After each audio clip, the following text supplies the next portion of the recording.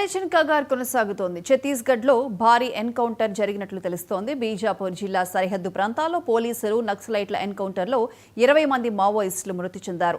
కర్రెగుట్టల ఆపరేషన్లో ఇప్పటి వరకు 31 మంది మావోయిస్టులు మృతి చెందినట్లు పోలీసులు ధృవీకరించారు. ఇప్పటి వరకు జరిగిన ఎన్కౌంటర్లో స్వాధీనం చేసుకున్న నక్సలైట్ల మృతదేహాలలో 20 మంది నక్సలైట్ల మృతదేహాలను గుర్తించారు.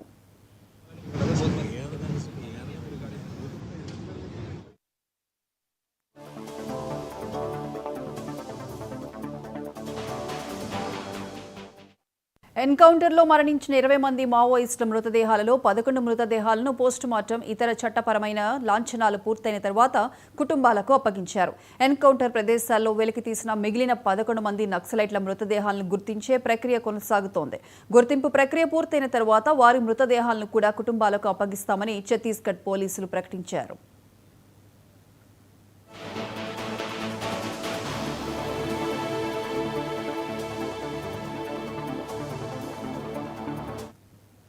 మావోయిస్టులు మరోసారి లేఖ విడుదల చేశారు. ఈ నెల 10వ తేదీతో రాసిన లేఖ ఇప్పుడు మీడియాకు చేరింది.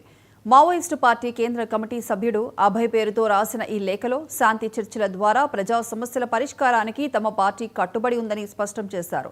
మోడీ ప్రభుత్వం దీనికి సిద్ధమా కాదా స్పష్టం చేయాలని కోరారు.